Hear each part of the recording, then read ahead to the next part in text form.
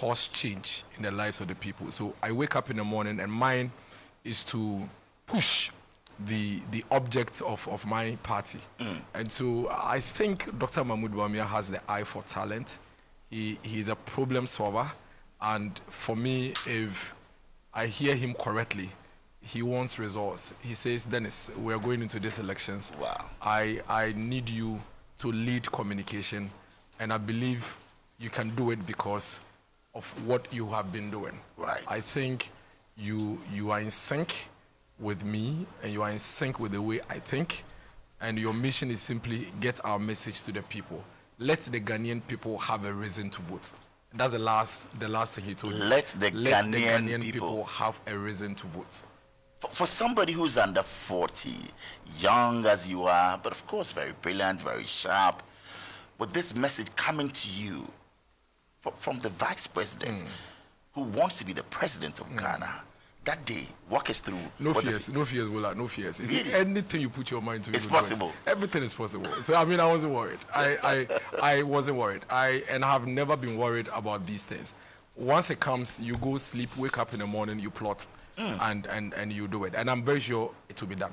It will be done. I believe we have enormous human resource within our political party to work together and deliver December 7th. We will make Dr. Mahmoud Bawumia president. You're saying here and now, today, the 16th of May, 2024, that come the 7th of January 2025, he will be president.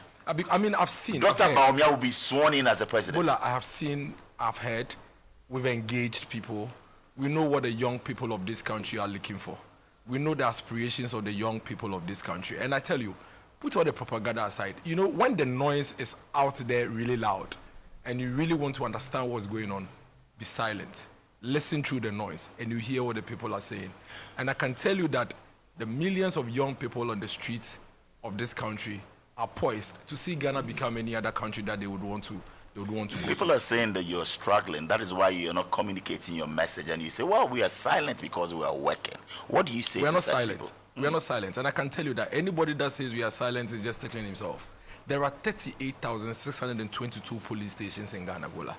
38,622 police stations.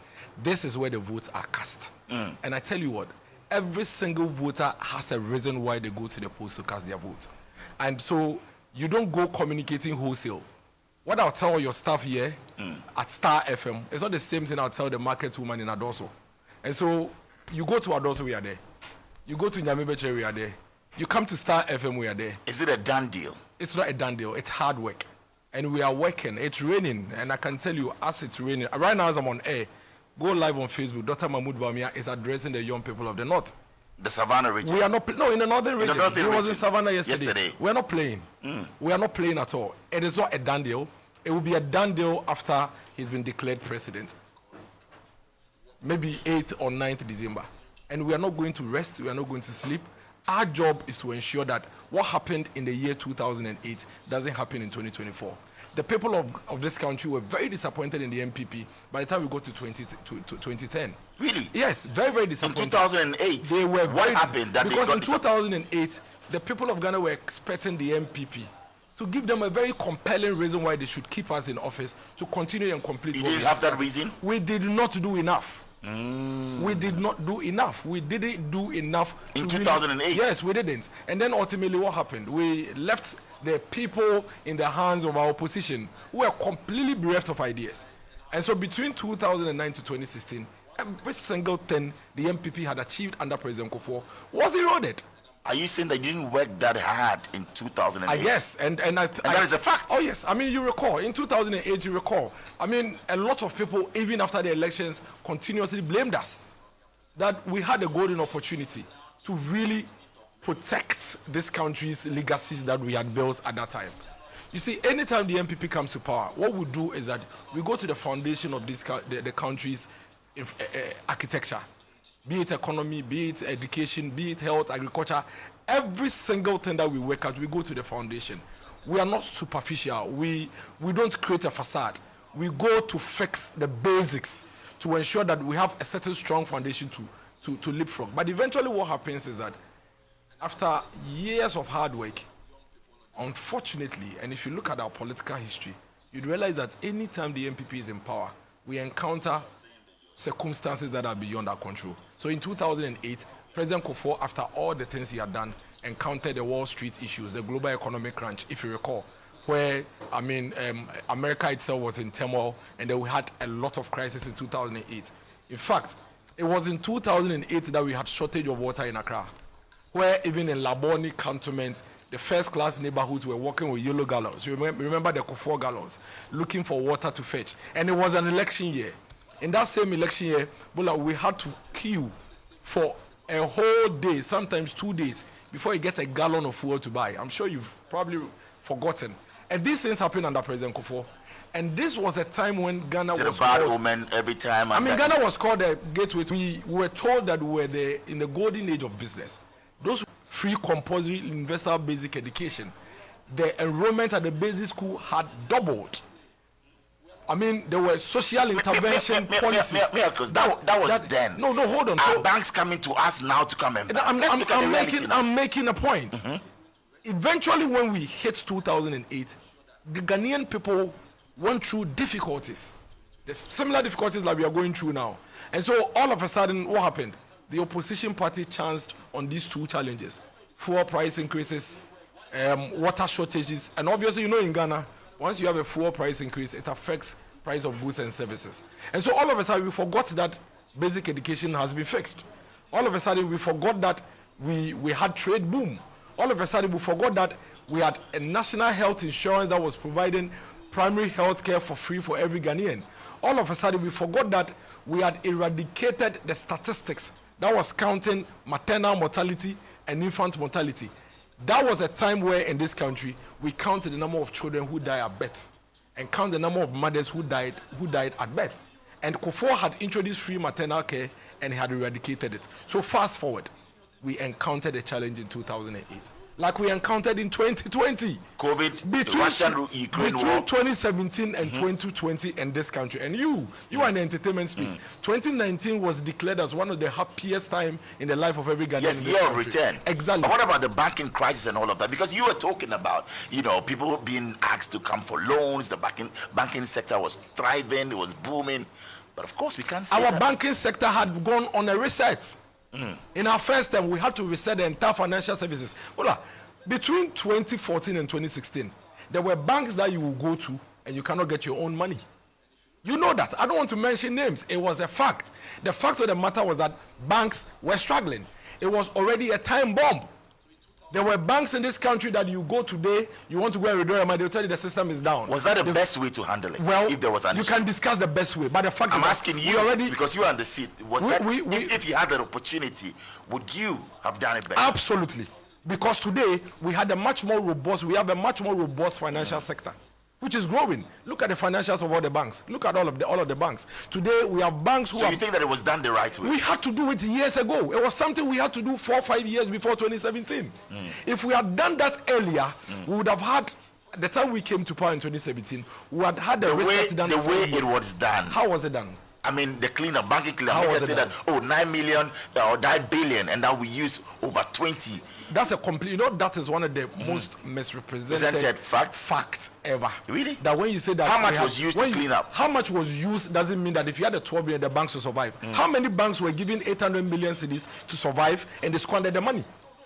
Some of these banks that were collapsed were given 800 million cedis of our money. So it's not as if the central bank. Yes, it's not as if the country had not tried to save the banks. These banks were given money by the country on several occasions. Some of them were given once, they squandered it. They were given twice, they squandered it. They were given thrice, they squandered it. And you are saying that when we had the chance to fix it, we should still give them money?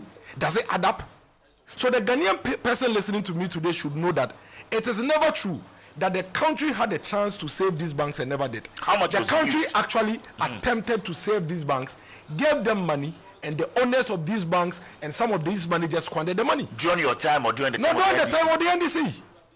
So ask the NDC, when they said that you have 12 billion you should have used to save the bank, ask them, the money that you gave to the banks to save them, what happened to these same banks? So it means that clearly the facts establishes that even if we had given them 12 billion or 50 billion, the banks would have gone rogue. You know why? Because the challenges with these banks were just not money.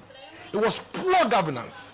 That is why you give money. Corporate governance? Yes, that is why you give the country's money to a bank, and then the owner of the bank will come and pick the money and take it to Zimbabwe to go and mine.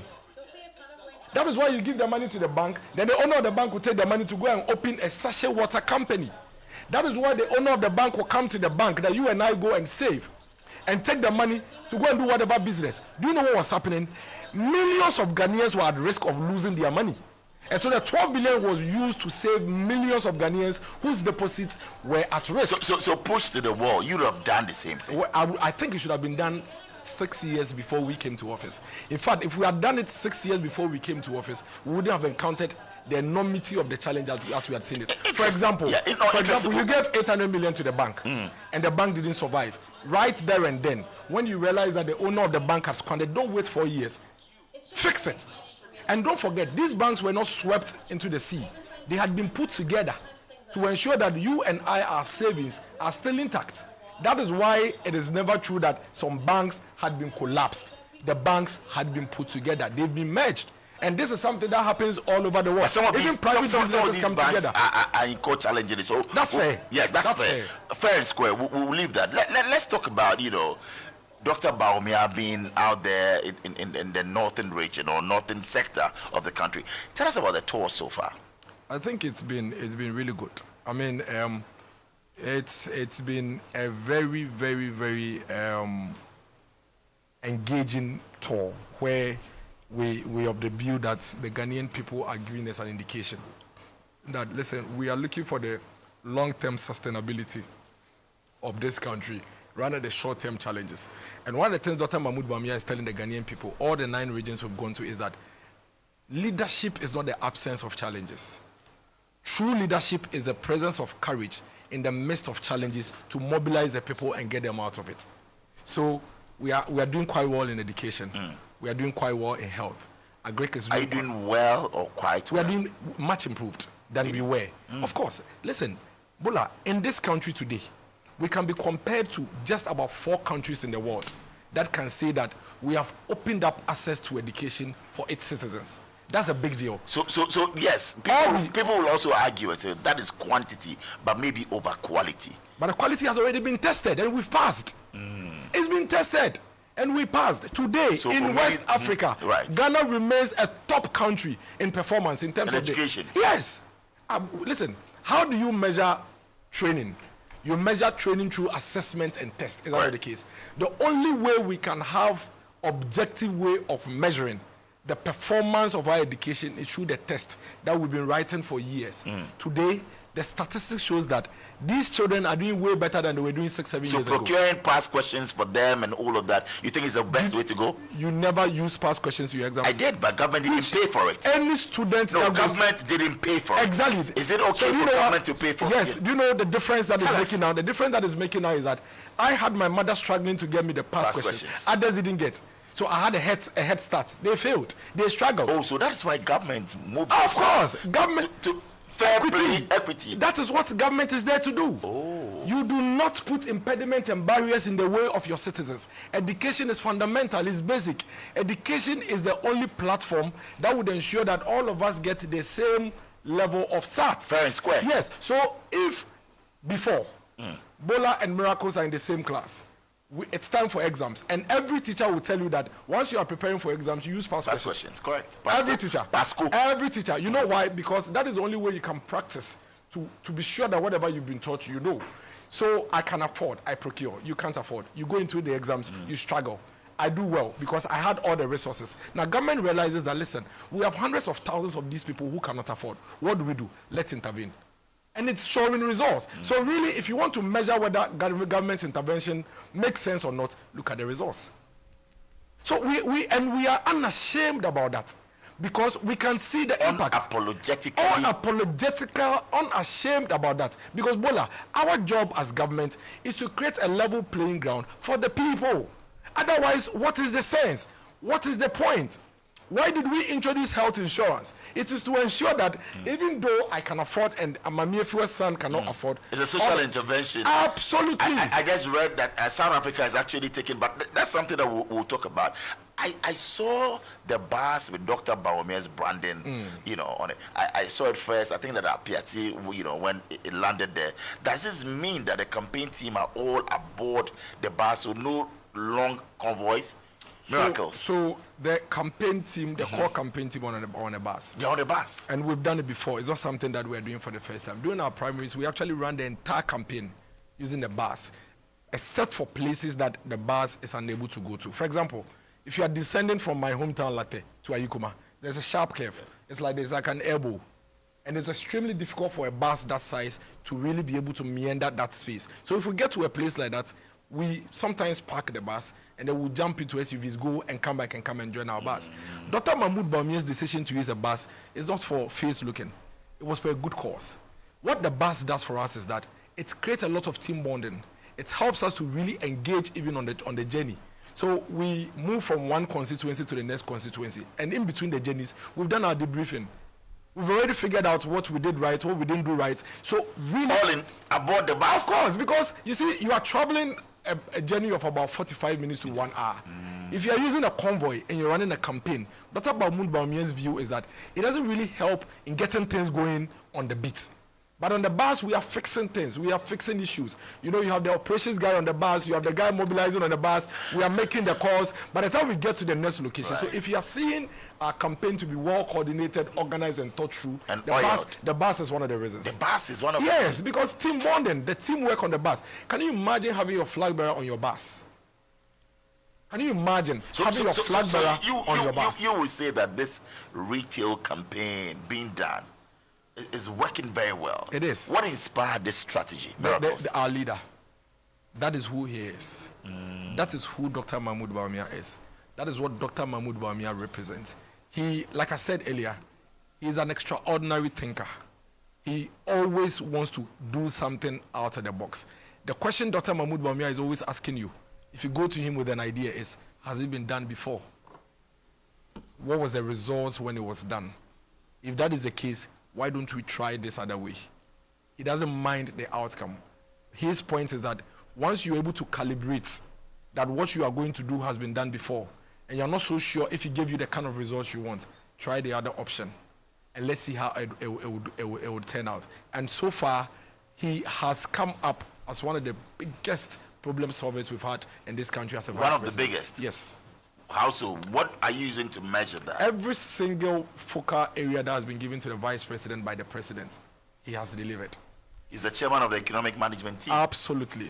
As a chairman of the economic management team, he's been like that from 2017 to 2024. True. This country saw one of the biggest economic booms between 2017 and 2020. In 2020, every single global economy is struggling. After 2020, no, tell me, mention. I mean, mention. Even UK. I know UK. Yes. US. So mention. So give me from the first class to the fourth class. All of us are trying to recover. So we are all recovering. The sneeze hits everybody. Ivory Coast is doing well. No, not true. I mean, but if you look at the comparative, I mean, how do you compare? So I mean, they have actually gone ahead and they are doing a lot more. How? What are you comparing with? What are we comparing? In Cocoa, they've even beaten. So let me help you. So for example, so in Cocoa, let me help you. For example, they are leading. Oh, of course. Yes. But because has always been leading us in Cocoa. Yes, but Ghana. Look at the margins, and I'll pull up. You can pull up. Ivory Coast and Ghana have always been the two leading countries in cocoa. And Ivory Coast have always been leading us. True. What we've been doing. They've also went through COVID. Yes. But they've actually picked up. Look at their sporting activities. Look at what they did with Africa. But haven't you seen what we did with the All African Games? Fantastic. So we have it. So I want to know. I'm saying that the comparative analysis. So I'll help you with some of the things they say. Correct. So for example, people will say that when you go to Ivory Coast, their inflation is about 3% or 6%. Right. Yours is 25%. Ivory Coast used to be like under 1%. They used to be about 2%. So if Ivory Coast is at 6%, what you do is you measure the percentage of growth. That is how you look at it. You don't just pick a country's indices and compare it to another country's. You look at where the country was and where the country is at the moment. If you are going to really measure Ivory Coast and Ghana, what you can do is to look at where they were in terms of each of the indices, as at 2014, 2015, 2016, and where they are now, they can really tell whether they are doing well or not. Can we say that for the dollar as well? Because I just even got a message, and you said that. So I have this in 2015. You and I'm pulling up this. You said, I hear the evil drafts are back and chewing the CD. Dollar gone back from 3.3 to 3.9. Call Bishop Duncan Williams, please. This was in August 4, 2015. Miracles. What do you say now with the dollar at 14.2? I'm very sure that if in August 4, 2014, the dollar was growing that fast, if the same managers were here today, we'll be buying dollar at 25 cents. Really? Yes, because what was happening? Can you tell me what was happening in 2014? For which reason our city should move from 1.2 to 3.9? Can you tell me what was happening? Tell me the extraordinary things we are experiencing now. Even today, this evening as we speak, China, containers from China to Ghana has doubled. Are you aware? So are you saying that there were better managers? That is why I am telling you that if they move dollar from 1.2 or 1.3, it was 3.3 at the time. They took it at 1 cedi. I'm giving you the. I'm just saying that on August 4, 2015, Dennis Miracles Aboagye, you tweeted and you said that dollar has gone back from 3.3 to 3.9. That's what I'm saying. So it would have been worse. This money. Why was it moving from 3.2 to 3.9? What was happening in 2014? But now you took it. At the point that you came to power, and now at 14.2. That is why I'm telling you that. You see, if they were there, they wouldn't have done it. It would be worse. Really? Exactly. But why? When you're running an organization, you run an organization with the conditions. The conditions will determine where you can move the organization to. In Ghana today, the challenges we suffer, the challenges we face in the midst of global economy, if these managers were the ones in charge between 2020 and now, we'll be buying dollar at 25 cedis or 30 cedis. Because in 2014, we had no reason to have our dollar where it was at that point. No reason? Absolutely. Can you tell me some mention? I can tell you what COVID has done to us.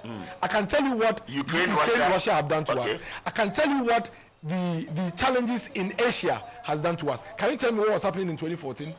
Mention, just tell me one. Okay, so how come? Because I remember in 2022 buying dollars, because they were saying, those that have hoarded dollars, dollar will come down at a point. And many, we're talking about this. People said, if you have dollars in your room, go change it. And it happened. The dollar rate actually fell. I remember you tweeting on the 30th of August, 2022. You said this. You rushed to buy dollars at 10.1 Ghana cedis, hoping it rises to 12 cedis, so you make money. Now there you are. It's dropping. So how you go do one? Didn't you see that? You were able to stabilize and manage the economy for the dollar to depreciate or to drop. So let me show you something. Tell us. So if you put in an intervention, 2022 November, you need about $400 million thereabouts every month to buy crude. So it puts pressure on your currency. Then you bring in an intervention that reduces the need for that 400 million from 400 million to 200 million. Very significant. Then along the line, you see it improving. In fact, from November 2022 to somewhere around 2023, it had dropped. It almost came back to 8 cedis. You are right. Good. Now, all of a sudden, you encounter crises that are beyond you. Don't forget. Like what? Because you mentioned COVID and all of that. In 2022 to 30th of August, you're able to stabilize the economy. Exactly, but that's what happened again. That's why I'm saying that the crisis that all of us are trying to get out of is not over. It's not over. Is it? No, is it? No, I'm saying exactly. So, for example, in the last 2 weeks, I just mentioned the China situation to you. Today, if you buy something from China today, you can check the route that it uses. That is where the Iran-Israeli tension is mounted. So now they are using a longer route. So if they are charging you $1,000, they are not charging you $2,000 to get your things to Ghana. Now, if you spend $2,000 more than you used to spend last week to import something, you increase your prices. Apart from that, it means that whatever you bought last month with $1,000, you need an additional $1,000 to be able to get the same thing back into Ghana. Obviously, that is pressure on your currency. So these are exogenous conditions that no matter what you do, you have to deal with. When they come, you don't throw your hands in the air. But if you're a manager of the economy, maybe you try to put in some measures, reliefs. You come through and say, look, guys, this is it. We are being confronted with this. So let's take this route. How about that? Like what? Of course, you mentioned that people are bringing in goods from China and all of that. Today, I heard the president of Guta on radio and television saying that can't we look at a rebate? Can't we look at maybe the taxes that are slapped at the port?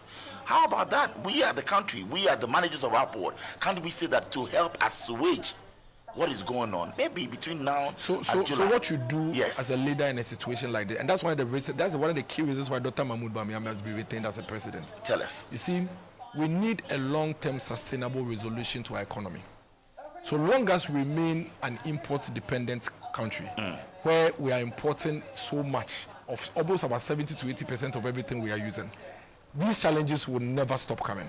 And that is why if you have a country where you have a president or a leader that is putting in place long-term sustainability plans like fixing your education, which will improve your skilled labor to help with your productivity, ensuring that you are boosting your industries, putting in place specific interventions to build more industries, which would improve local production and reduce your dependence on the imports. You don't truncate this. What about short-term reliefs? You don't truncate. The short-term reliefs consistently will come, but that won't fix your currency situation. So do we have some now? Of course, we do. There are some. That is why the money you're supposed to use to go and pay your child fees, we are paying for you. With free SHS. That is why we are paying for you. What it means is that if you are supposed to pay 3,000 Ghana cedis a term, that is going to be 9,000 Ghana cedis a year that you were going to look for. But we put that in your pocket. So we should give the steer to Dr. So that the industrial plan will be completed. Today, how many auto companies that didn't used to be in Ghana are now in the country and really producing? These things take time. These things, you need 10 to 15 years to really actualize your industrialization plan.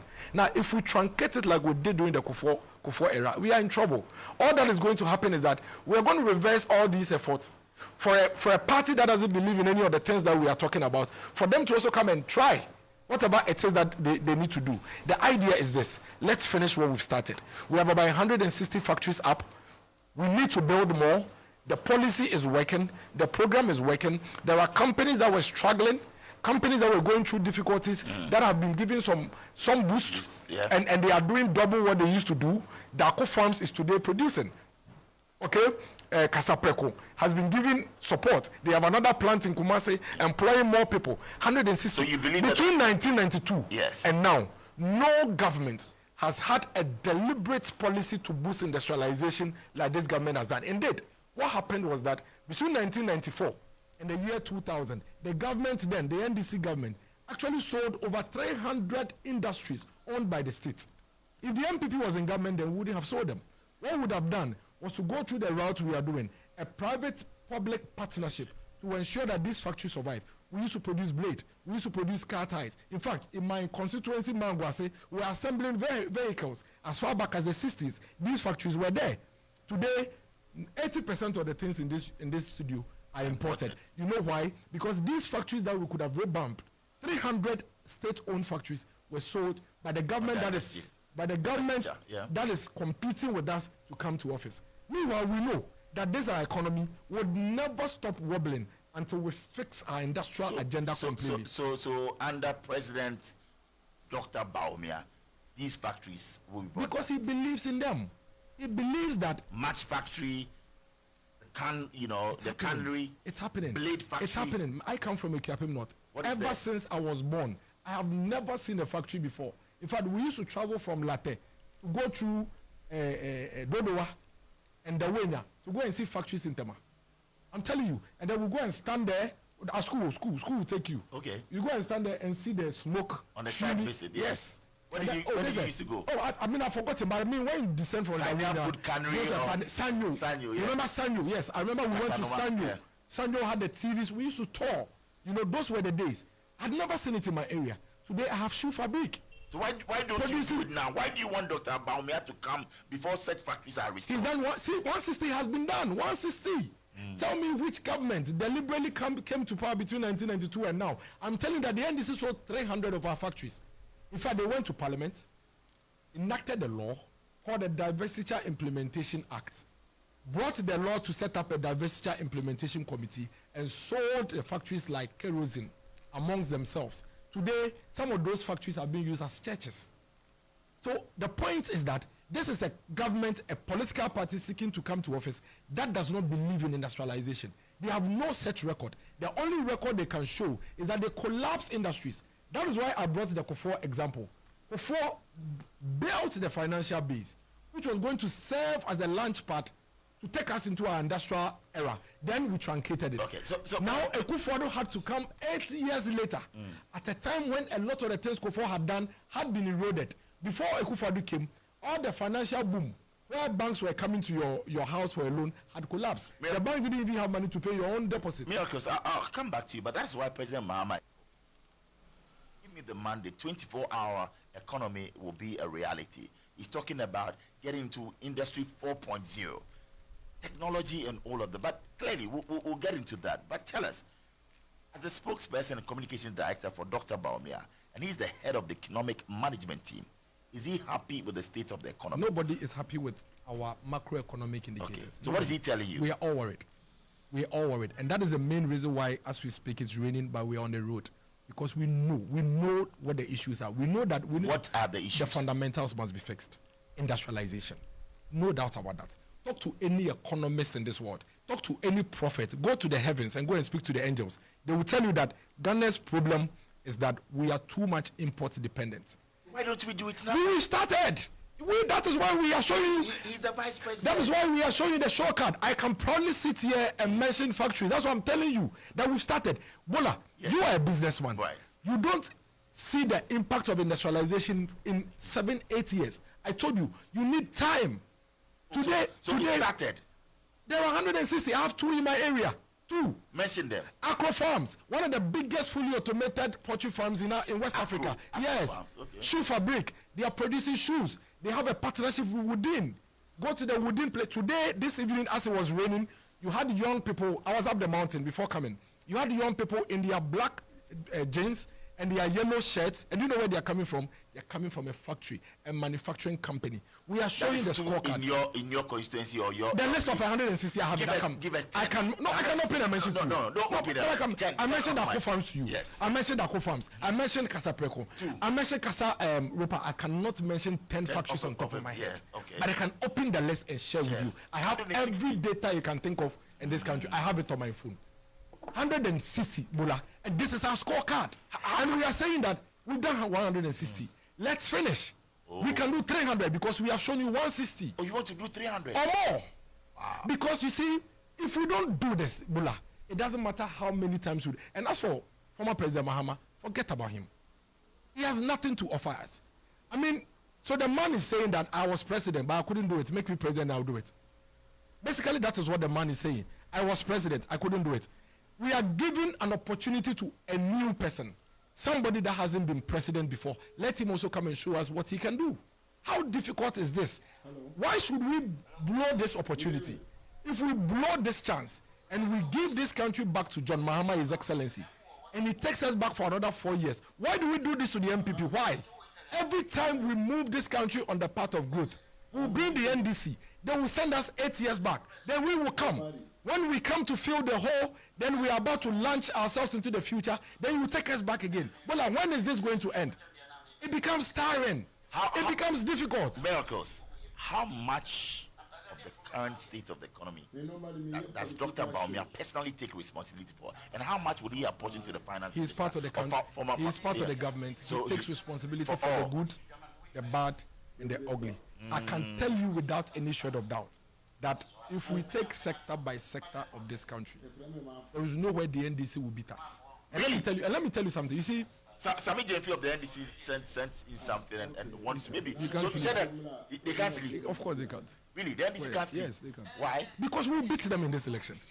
Bola, you mentioned 24 hours. Do you understand what is 24 hour economy? Do you understand it? You are one of the senior most journalists. Why not? What is 24 hour economy? So he's saying that industrialization is also bringing that economies will work for 24 hours, 8-hour shift. Don't you love that? Don't tell me. You said you started that. What is that. 24-hour economy? People are working in shift. They're going out there. So 2 a.m. you can go out there and the factory is working. This your factory. Is that working? No, wait. This your factory. We run 24 hours. No, we don't. Range Hospital is just here. Do they close? So I'm giving you an understanding of it. You know tiptoeing. No. Hold on. You know tiptoeing. Yes, I do. Does it close? No. Okay. But he said that it's going to go everywhere. So it's not possible. Why not? It doesn't make sense. It doesn't. Anybody that comes to promise you 24-hour economy everywhere in your country. Some hotels are closing. Tell me by 12 midnight. No. Some pharmacies are what would you do to a hotel? Hold on, wait. Yes. A hotel is opened. Okay. It's 10 p.m. Right. There is nobody coming in. Okay. What would you do to him for him to open overnight? Just get things to work. So that nobody comes and then you pay for his fuel. No, clearly not. So what? That is why. What about the pharmacy? I walk into a pharmacy now. Maybe that is why no president. That is why no serious politician we believe in 24 hours. No, goes around saying that my policy is 24 hours. You know what you do? Tell us. You say that my policy is that when I come, I'll give you a lot more capital so you inject into your business so you can produce more. And that's what you want to do. When you produce more, I don't have to tell you to open 24 hours. You will decide. I have a factory, need to fix or something. Right. In where I live in my neighborhood. Right. Okay. They operate 24 hours. No government has a gun. Yes, no government has a gun to their head to open 24 hours. You know why they open 24 hours? They open because they have a lot of demand for their product. Do you know why the factory next to them? So why don't you systemize it? Why don't you make it, give them... It does not make sense. Many of them want to work. It doesn't make sense. I'm telling you, no factory that has demand for their product and wants to sell is closing at 12 hours. Because you create the environment for Which them environment? to work. The environment, if you go to the area where I'm talking about, police is operating 24 hours. They patrol there. When you detour on the motorway, you see that small roundabout? Light, 24 hours. 24 hours. No, light, 24 hours. But when you say 24 hours, what does it mean? Don't you have light 24 hours? No, so with the doomso and all of that happening. So he gave you, okay, fair enough. He gave you, the person promised you the light. He gave you doomso for 3 years out of his 4 years. I have given you powers for 7 years and given you call it doomso for 10 weeks. 10 weeks. You are saying that you will take a 3 years out of 4 years government over a 7 years of power and 10 weeks of electricity. Even your child will be worried about you if you take that decision. It doesn't add up. Bola, I'm telling you that we are going into this election with logic, no emotions. We have low ends. The macroeconomic indicators, like I told you earlier, is struggling. Rightly so. Just like the UKs are struggling, just like the US are struggling, just like Ivory Coast is struggling. Nigeria has the worst currency in the world today. We are all trying to get out of it. But it doesn't mean that we hand over the country to a government that we know cannot deliver. Okay. Who are you giving the government to? We're coming. We just have about some 30 minutes to hit it. We'll be going for a short commercial break. But many messages for you, Miracles. Oh, you have a huge fan base. People say that, however, I'm NDC, but anytime that he's running for president... It's Baumia they love. It's not me. It's Baumia they love. He says, Bola, I know you are tough, but this guy is going boot for boots. I love him. He's a great politician. I want him on my team if I'm ever standing for presidency. Interesting. And that is coming in to you from Abena out there in West Legon. Also coming to you from Martha. Martha says that, wow, what a guy in your studio. Bola, I'm loving the discussion, but clearly you should also know that 8 years on, the fundamentals of the economy is still weak. How much of import elements have been reduced? And I want him to answer that. So that's from Martha going out to you, and we'll get into that. But also from me, I want to know from you, has the lack of borrowing on the international capital market revealed the real state of the Ghana city? I mean, yes and no. Again, you know this country, like I said, you have a country where, because you didn't have a proper identification system, you had barely 10% or so paying for our upkeep. Right. So clearly, at every point in time, until we fix that, we always have to go and look for additional funding before we can really take care of ourselves within the year.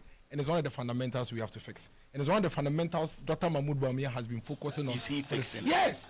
That is why today, it is very, very difficult for you to evade critical taxes, because we have a national identification system which we've been working on for close to 24 years and never materialized, now materializing. And do you know what he did? He said he didn't give you the ID card. He says that your bank account will be connected to your ID card. He says your SIM card will be registered to your ID card. Your business that you are going to register is connected to your ID card. Your tax identification number is registered to your ID card. Do you know what Dr. Mahmoud Bawumia is doing for this country?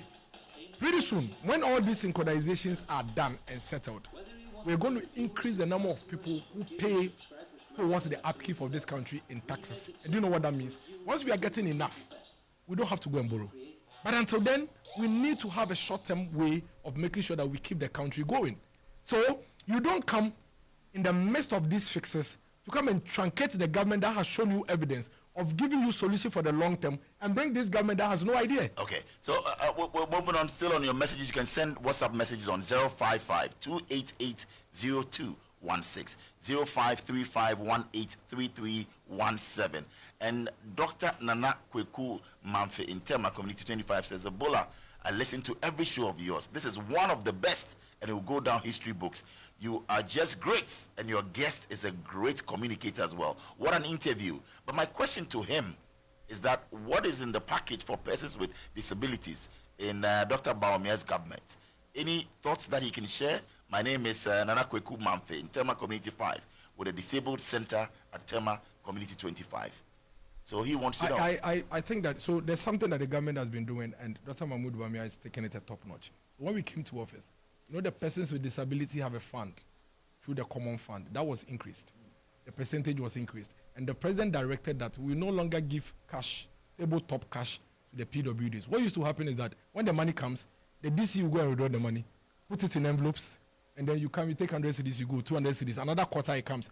But he directed that we create a sustainable way of keeping these PWDs. So we started giving them capital to set up businesses. We started building containers for them.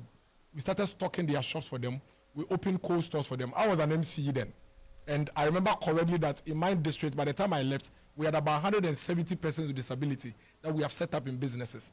Now, what Dr. Mahmoud Bawumia is saying is that once these people are engaged in businesses and those who are young and growing up, what do? I went to Kwabman School. It's a PWD school. We had a lot of visually impaired there. I was in class with some of them. They struggle. Taking care of a person with disability is very difficult. Unlike, the regular child, you need to do more, spend more.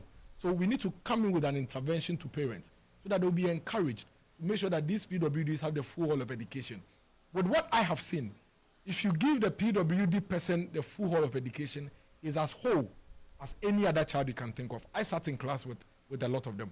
So he says, once you get free senior high school, which is there, and you complete, we need to put in an intervention for you.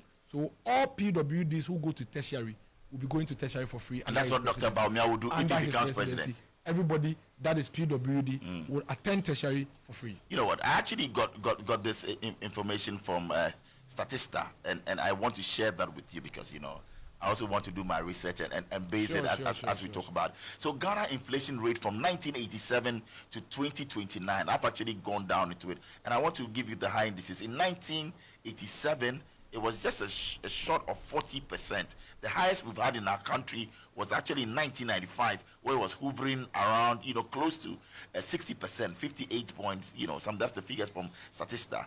But also in 2023, and that is what baffles, we are, in regards to inflation, we are hovering around 38. Does that give you a chance or cause to worry? And many are saying that, okay, maybe let's review some of the social interventions. So I told you, before you be able to really be hard on ourselves as a country, always look at what's happening and be sure you are the only person going through that. UK is going through a 40-year-old inflation. They've never seen anything like that, 40 years. So clearly, it is not peculiar to Ghana with the history you are given. US is seeing its own. UK in 2022, because of their inflationary challenges, had to change their prime ministers, I think, 2 or 3 times within 6 months. Correct. So it tells you that it's something that is happening, it's a wave, and it's something that we have to work at. But let me show you something. In taking the decision, you are going to say that, well, MPP, why have you taken us to 38? What do? We need to kick you out. Who are you kicking out and who are you bringing? Now, if you kick out MPP, this is what you are likely to experience. And these are the inflationary figures, the record of the one you are likely to bring. Former President Mahama took office in 2012, right? He inherited this country from Professor Mills. The time he took office, Professor Mills had inflation at 8.8%. Okay, great. Now, in his first year... Dr. Dufour was the finance minister at the time. Yes, and it was 8.8. So when Dr. Dufour left, and John Mahama, His Excellency, came, right, he moved it from 8.8 to 13.5. Then he moved it from 13.5 to 17. Then he moved it from 17 to 17.7. As at the time he was leaving, the inflation he inherited at 8.8 had moved to 15%. Not a single year in his entire presidency was he able to bring our inflation down, at least to the point he met. Now, let's look at this. When we took office in 2017, inflation was 15.4%. We moved it from 15.4% to 11%. We moved it from 11% to 9%. As at 2019, before COVID, inflation had come to 7.9%, way below where Dr. Dufour left it. Do you know what this means? And that is the point we keep making as a political party, that what happened between 2020 and now is something that had not happened in the last 120 years. The last time we experienced it was during the Spanish flu. And that is something that took everybody by surprise. Indeed, if we knew how to manage COVID like we do today, we wouldn't have shut down. We would have struggled as a country. Because today, COVID is still there. But today, the entire world knows how to manage it. So, if you look at the government that took office, that has had 8 years in office, and managed to bring inflation down to lower than where they took it. And then you say, because we have obvious challenges, unless you are not acknowledging the challenges, which you cannot run away from, because the evidence is abound. Because you have obvious challenges, you are saying that I am going to take you away from the presidency and give it to who? You are going to give it to the man whose record shows that in each of the years that he was president, he made our inflation worse. Bola, I said, and I will say it again, we are going into 2024 elections with logic, not emotions. I agree. Inflation is very bad. It's terrible. Right. I agree. The dollar and the exchange rate against our city is poor. But I tell you what, if we continue on this emotional tangent, we are going to wake up in 2027, 2028 with dollar at about 30, 35 under Mahama. Really? But the evidence is there. This is his record. So you think that the alternative is not... Has he given you an... You mentioned 24 hours, you couldn't explain.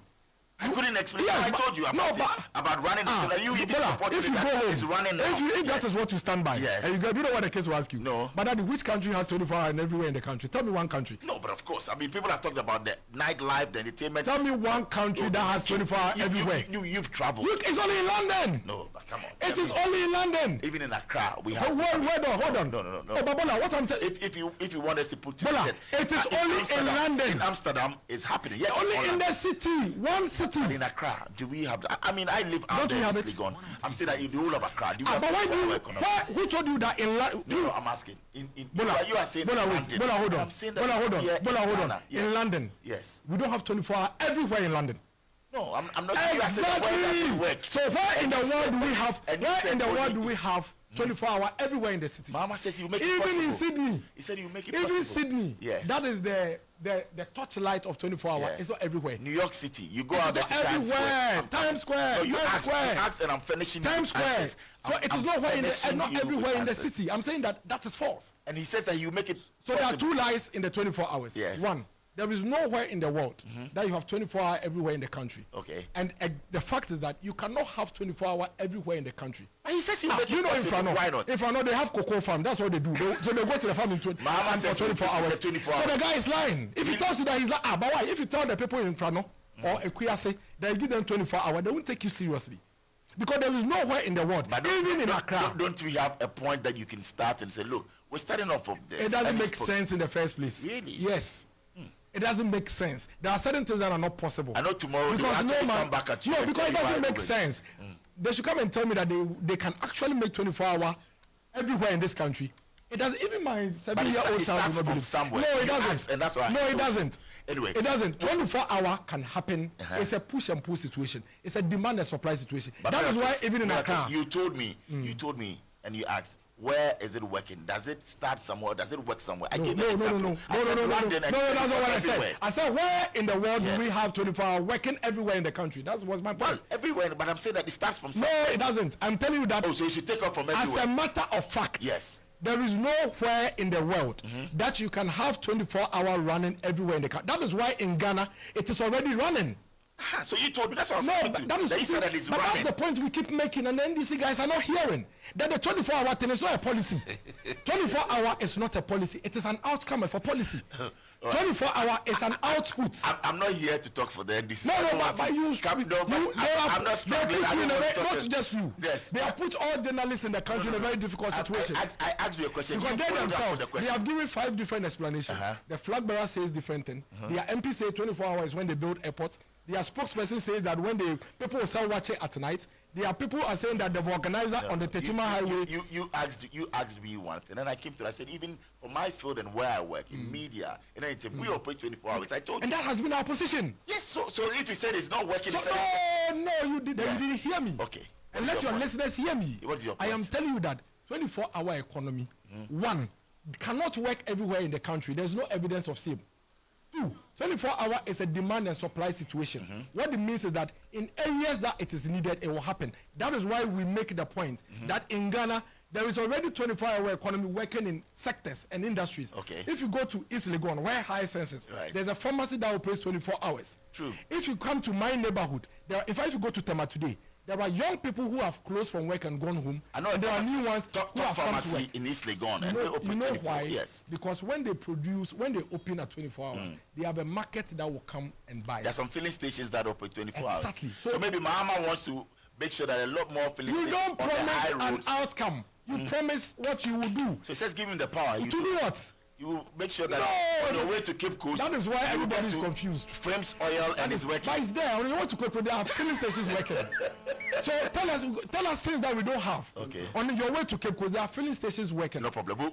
We're going for a break. So the guy they worry all of us. Don't worry, relax. Before the break, I got a message coming in from Martha, and Martha says that can you get him to address? Okay, so I'm opening up the message. It says can you get Miracles to address this issue?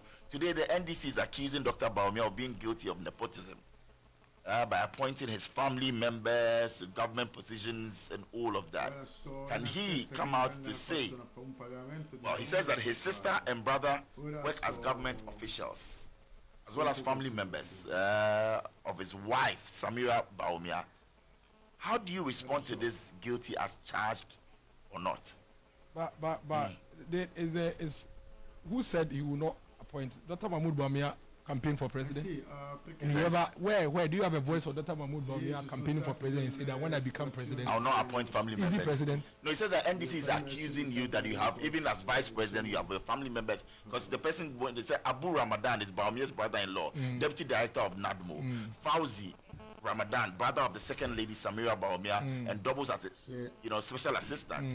Also Alhaji Ahmed Ramadan, Bawumia's father-in-law. And then you have Mumuni Abdullah Bawumia, brother of Bawumia, technical advisor to the Minister of Interior. Samira's brother is MP for Adenta. He's NDC.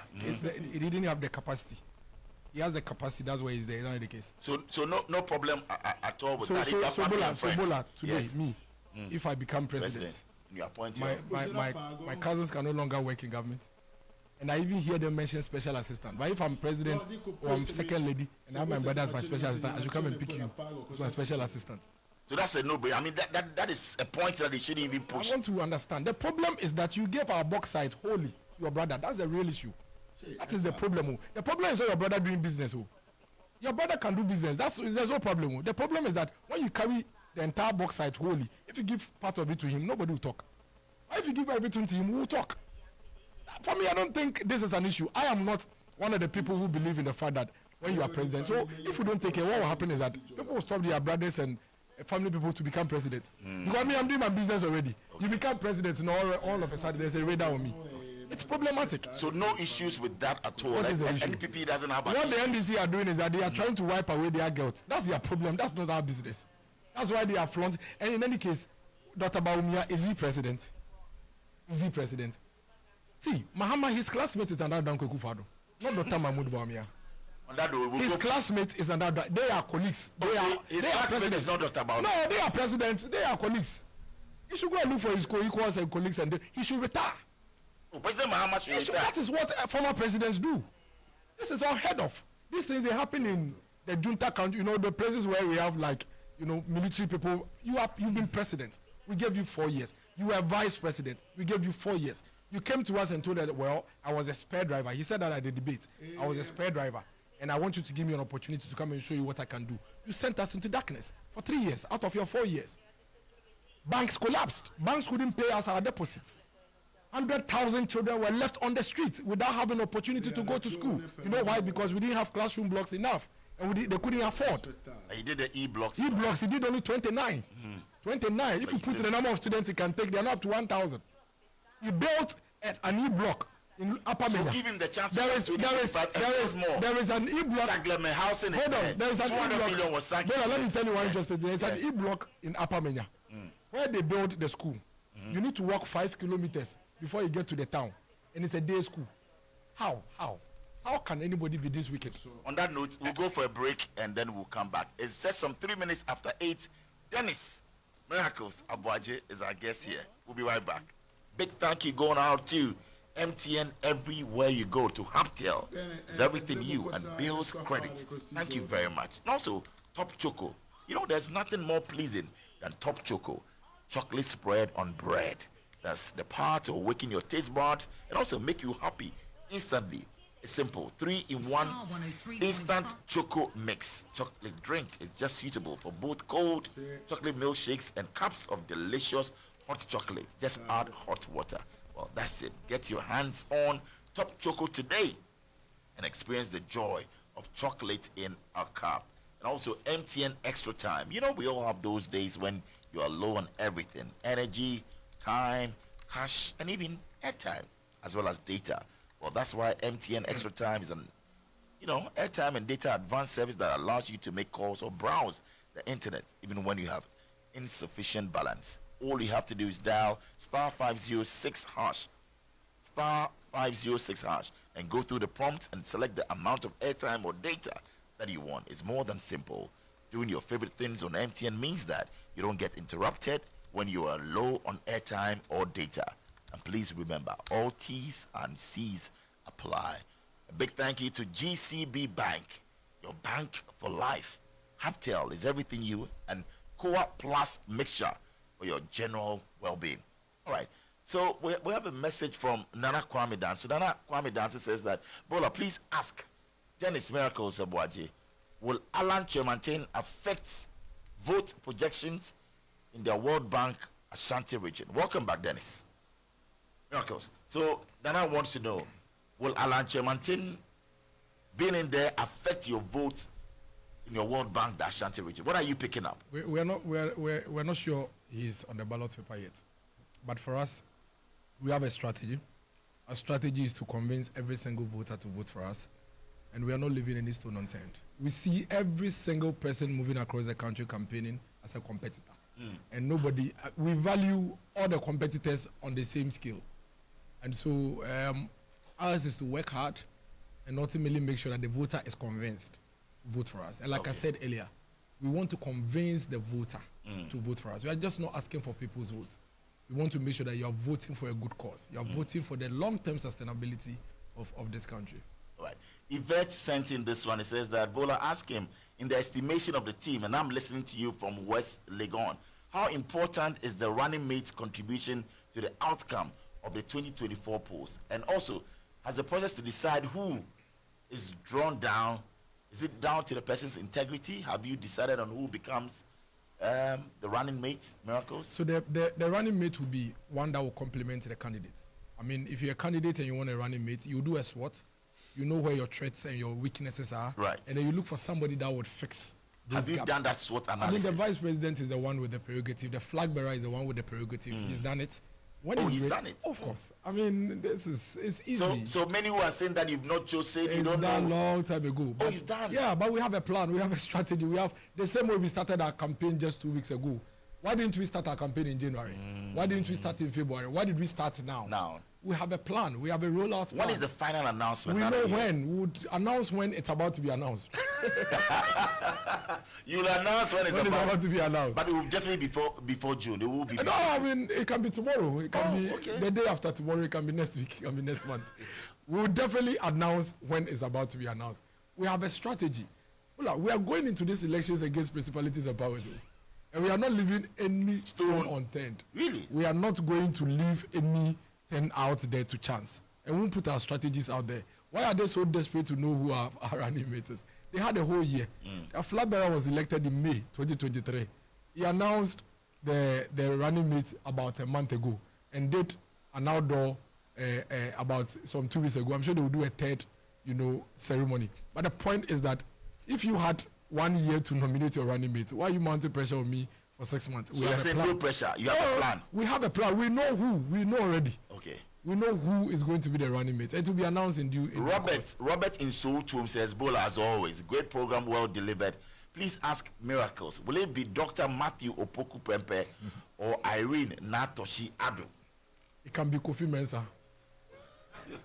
But what I see, 2008, yes. Dr. Bawumia was nowhere close to being named. You know what happened? People actually cooked and organized parties at their homes. Came with their freshly ironed clothes to the National Council. Thinking that, yeah. No, they were sure.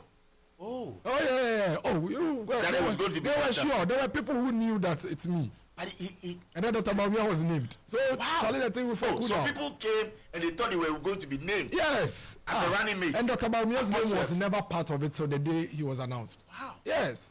So these things. Are we saying that there can be surprises? But why? The thing is in one person's head. It's Dr. Mahmoud Bawumia's head, but he knows who. Because he's already figured out what he's going to do for this country. Is it Dr. Educhum? It can be Ojo Mensah, it can be Efiame, it can be everybody. I mean, all the names you are mentioning are capable hands. Any of them can be fantastic running mates. Okay. And so it can be any of them. Ultimately, we need only one person. Okay. And he's quite clear in his mind who this person will be. But definitely before July, the running. It can be even in October. That is our plan and our strategy. You know, he was named in August. In August. Yes, so it can be October.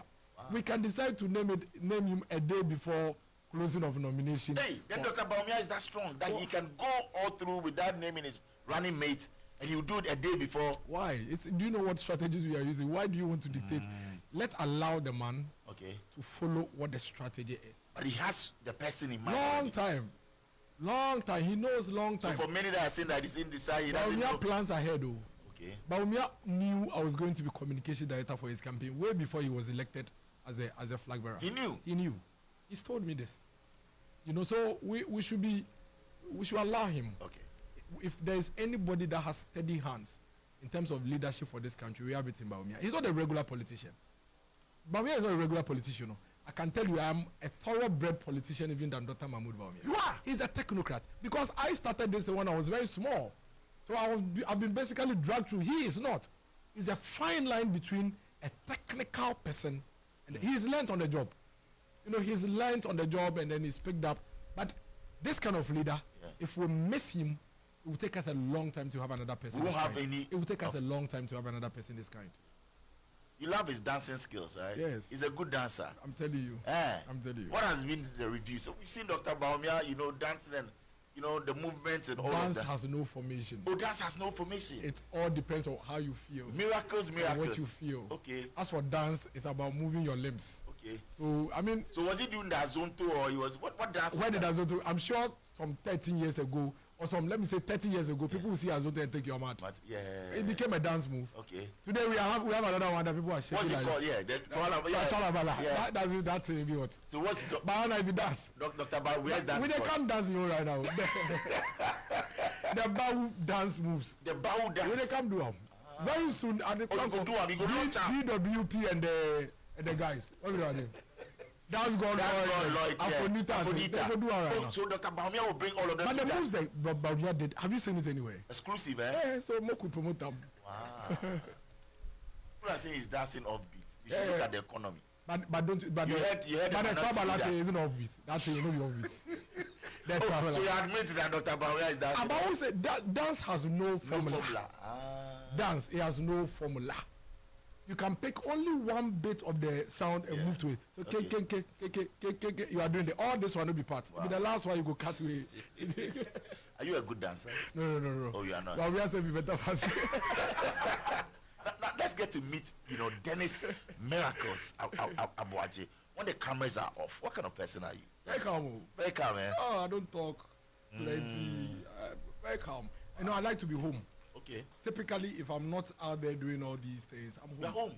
I'm home. Oh, so you don't go out to parties, nightclubs, nothing? I will sleep right now. Oh, really? Oh, no. Like loud sound, I bed.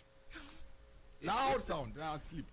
You know, there are times that I'll dress up, the boys will come move. Charlie. By the time we reach, if you say we the go, so by the time we reach the palace there, I'm dozing. You bed. Oh, no, I'm dozing off. No. You are married? Yes. You've been married for how many years? 10 years this year. 10 years.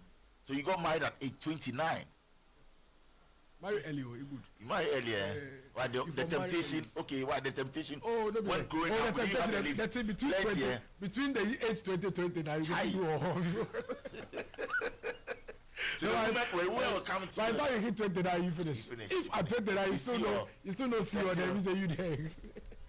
Oh, how many children? I have 4. 4. Wow, you've been working. You've been busy. Add more. You add more. You want to have how many children? 11, 12. 11 children. Why not? Wow, strong man. Testosterone is on. If when you are not there, yes, there must be a lot of testimonies and be all over the place. You understand? And if you have 11, you encourage them. Yes. Charlie, you marry Eve, you marry Kobo, marry Gama. You know, so at your funeral, you should have the Evers are lining up, the Hausa people are lining up, the guys are. Then there's this chief in Ekuapem, Ekufu. You went the Justice Ekufu, their family.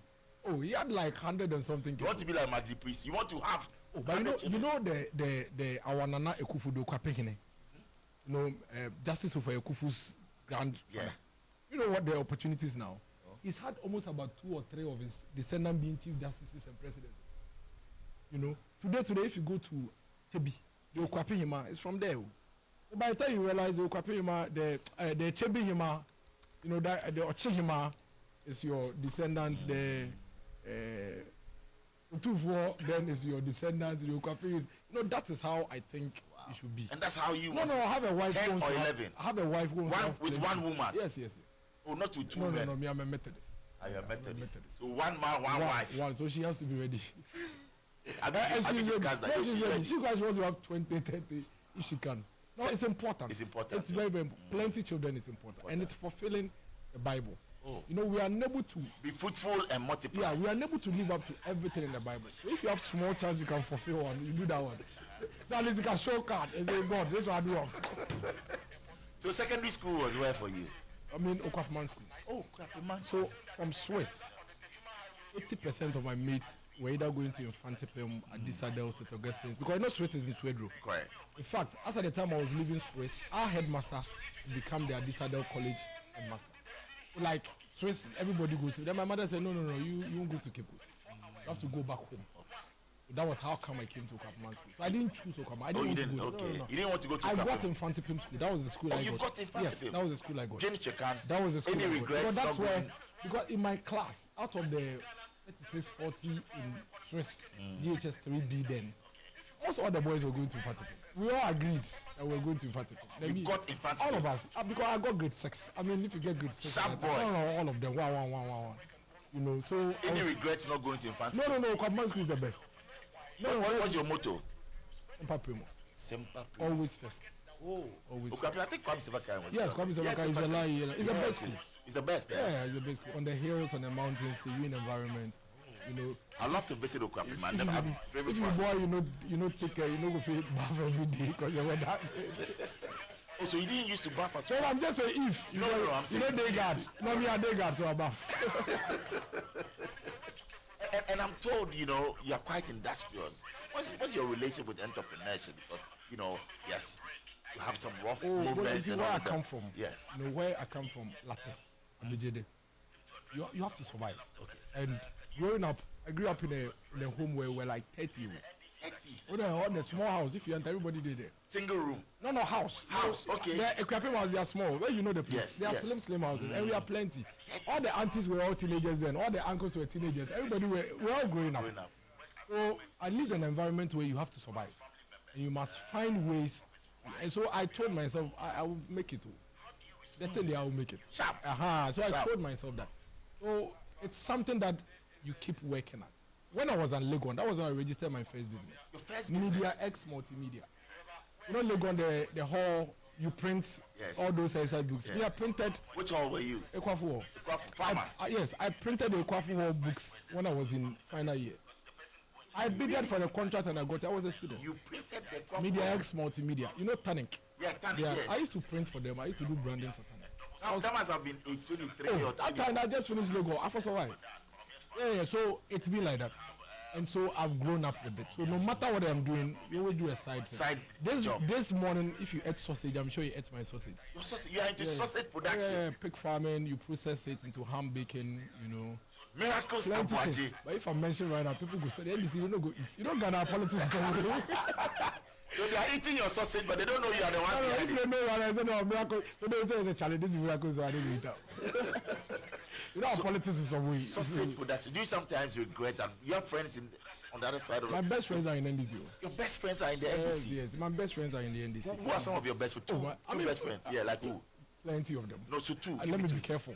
No, two. No, let me be careful. But your best friends? Yes, they are in NDC. They are in NDC. They are in NDC. But you see, our politics is toxic. It's toxic. The way the politics is. If you don't take somebody in NDC even knows that this is guy's your miracle friend, friend. yeah. No. You know, you can't even in some way. So you are always. But we know where we meet and we deal. That one. Because we are friends. We are brothers. Okay. You know, ultimately we are brothers. Can't Ultimately, we are transport friends. this or let it translate into our national politics? You know, because people like you, we want to see, especially in election I year, always tell people. we want to see you and Sammy Gyafy healthy debate. But we are, yes, we are. Yes. Some of you and I, we talk. Okay. We talk. I mean, I'm sure once I leave here, he will come and say, "Oh boy, we okay." So I always tell the listeners and the viewers that listen, it's just debating ideas, we are sharing thoughts, we are competing ideas. Let's not take the aggression and the seriousness with which we assert our or make our point, move it into the MPs. They are all friends. There are MPs from opposing sides that are business partners. We have business partners in NDC. Wow. Yes. You have business partners in NDC. Yes, we do business. We do business together. Yes, even now. Even now, of course. But I think we start time before we can do the politics. So we meet and still strategize around our business. Yeah, because MPP NDC, don't we have brothers who are MPP NDC? Don't we have? So we need to move on, and we all have to use our platforms to educate people. That is competing ideas. Listen to what the people are saying, and if you think that Miracles' idea is superior, you take it. But don't go fighting for me. Don't go fighting somebody because you've heard me say something. No. We are friends. Don't fight for us. But really, that's how it's been, and that's what led me into the entrepreneurship space. I do a lot of things. You do a lot of things. So sausage production, you are into what again? I do crop farming. I have onion. You know the Niger. Yes. The Niger and cool. Yeah. It's shot up. Onion price. Yes. Yeah, and I made some good money. You make plenty good money, so you move. You have some onion. You farm. You do everything you put in the soil. I do it. It's seasonal. So this one comes, you do it. This one goes down. Like to cashew or something, no? No, not to cashew. But the fast moving. I like the fast moving consumables. Yeah. So if anything happens, you will recover. And so on, and then catfish. Oh, you do catfish? Yeah, you do catfish and smoke and export. So that is at Equiapa. That is up the mountain. The land is there. Okay. The land is there. Smoked catfish and you export. I export, yes. And good business. No, you have to do it. What has been your lowest moment in business? You lose plenty times. You lose plenty times. You lose plenty times. There are a lot of times where you lose the money and you feel like you never want to. The lowest was when I lost about 120 pigs. 120 yeah, pigs. You have to slaughter all of them. The pigs, once you have one. Yeah. You have to, and then the veterinary officer says, no, this thing you have to end it. You slaughter all of them and bury them. Yes, and I'll never forget. 120 pigs. Yes, lots of money. Slaughter all of them and bury them. So that was hard. It was difficult. At the time, I remember correctly, the live pigs were selling for almost about 950. So that was about, close to about 95,000. Today, you lost about 95,000. Yeah. Just one day. And these things keep happening and they keep coming up because it's all part of the business, That's 114,000 you lost. Yeah, 100, yeah. So you have to. You have to deal with it. Kill them and bury them. Yes, you have to bury them. And it comes because it's how did that shape you as a businessman? Like you said, yes, the challenges will come, but how do you overcome? You are youthful. You are there, very entrepreneurial. To entrepreneurs, young entrepreneurs listening to you, what is that advice? I believe that things will always level up. That is my view. That's always what I've believed in, that things will always level up. So honestly, I don't care when I'm going down. That is why I don't fall for threats. It means nothing to me because you don't control anything. I've seen somebody standing and say, if I get you that, and then he was knocked down by a car and the guy was standing. These things happen. So when you are going down, that means nothing. Think about what next, what to do. I've seen very low ends everywhere in politics, in business. I've seen it all. And that's what I was coming to. Your lowest moment in politics will be what? I mean, when I was I was climbing my office as MC in the Capital North with my megaphone. I'd gone to, campaign that people should come and register in 2020. It was in August. 2 days to, I think no, that was the last day for registration in August 2020. I'd come back tired. I'd sorted out my loyal ladies who were with me. They are having their dinner. I said, let me go to the office and do some work. I get to the office, I receive a message that you've been fired by the president. So you can imagine. Yes, in August 2020. Yes, in August 2020. And here you are, yes, leading communications. The president gave me another appointment. Yeah, the same president. How did you take that? Because the next day I started campaigning. That's all. That's what I keep talking about. So the next day I started campaigning. The next day I woke up. I had scheduled a meeting with the chiefs in the Ekapim Traditional Council. So I was asking, should I go? Shouldn't I go? Because I was going there as MC. Now they fire you. So in what capacity? I said, okay, let me go and announce to them that this will be my last day. You did? Oh, it's on YouTube. So I went, I told them, this is the last day. People had come to my house, plenty people. You know how politics is. Even those who don't like you can pretend as if they are with you. When I went to announce, then the next day I started campaigning. In fact, that was when I started communication. I was not doing communication for the party when I was MC. So I started communicating, and that is it. Will you count that as a blessing? Yes, I think so. I mean, if there is anything I want to tell Ekufado, I thank him for sacking me. Because I'll still be there. I'll still be in that small space. I thank a you. Blessing in disguise. I thank you for sacking me. Because if you had not done that, where would I be? You understand? I'm sure even if Bawumia wanted me to be his communicator, I said, the guy is MC. He's busy. So I thank him for that and it was God whispering to him, fire the guy. It was God. And then God that was after a year and a half, because I was fired in August 2020 and then I was called in February 2022. So that was like almost 2 years. Yes. And I didn't go to the president. I never went to him. I didn't go to him to say anything. And it's not like I went to lobby. He called me himself and said, come. So it was God and him. God has to work through people. Indeed, your name normally will go before you, and it did. Yes. Miracles. Yes. So he called me. I went. Oh. You didn't lobby for it? No. I was working. My lobby was my work. So I work to the point that you will see me. You understand? It's not time for our mystery question. What a story. The man who was fired in August 2020 by the president was called. So the president called me in February 2022 for an appointment. Okay. And then he called me again in August 2022 for another appointment. I have plenty of appointments right now. The first one, February 2020 was what? Was presidential staffer. Then August 2022, like when I was celebrating my second year anniversary, he added another one. The executive secretary for the interministerial coordinating committee. I got plenty positions. Plenty. You be hard man. That's why if you go down, you don't have to cry. You don't have to. No. You see, ever contemplated or thought of becoming president or party chairman one? No. I don't want to. I mean, I don't like elective positions. Oh, you don't? No. I like to support people. Okay. So I will support you. You get that. They give you something to do. That's why I don't want to be MP. I don't want to be MP. I don't want to be MP. No, I don't want to. No. Because see, when I'm the candidate, the things I go to do. When I'm candidate, I can't do. Do you face opposition within your own party? Oh yeah. I mean, your biggest opposition is within. How do you rise above that? Don't keep your eye on that. Just do what you are going to do. You face it. You face it. You internally, that's where your biggest opposition is. But it doesn't mean anything. The real joy is what we are doing today, where I can confidently come and sit on radio and say I was fired. When you are successful, you're able to out your failures. Yes. You understand? Right. So I'm able to sit here and say I was fired. So the real people who are suffering will be the internal saboteurs. They are the ones who are watching you this evening and they are suffering. So don't complain. Don't try to fight back. The fight back is this. Your heart.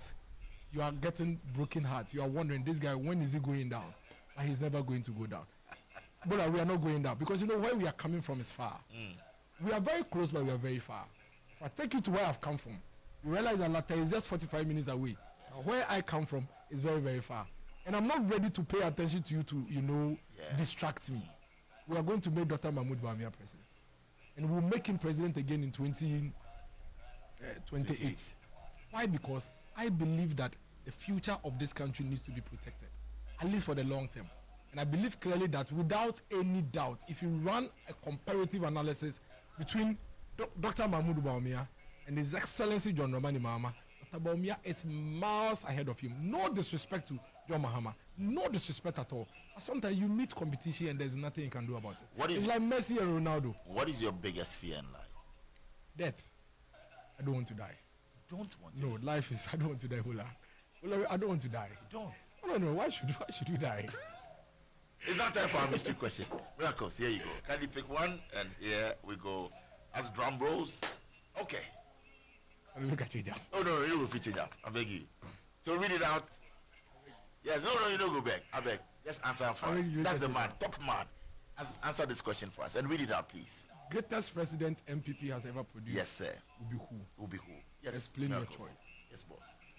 I think that between another Danko Akufo-Addo and former President Mahama, former President Kufuor, it is a very difficult choice. And I won't lie. Because these are leaders who came at different times, different generations and different moments. If you look at what Nana Danko Akufo-Addo has done in the face of all the challenges and difficulties that we have, if you really take emotions out and take politics out and analyze the situation, and what he's been able to achieve in impacting the lives of the Ghanaian person and ensuring that we build a long-term sustainability of this country, you'll be amazed. He's a fantastic president. If you look at where President Kufuor took Ghana, where we were in the year 2000, and where Kufuor moved us towards by the time we got to 2008, he's a fantastic president. I think in this country, if we are going to look for the best presidents we've had, it will be former President Kufuor and another Danko Akufo-Addo.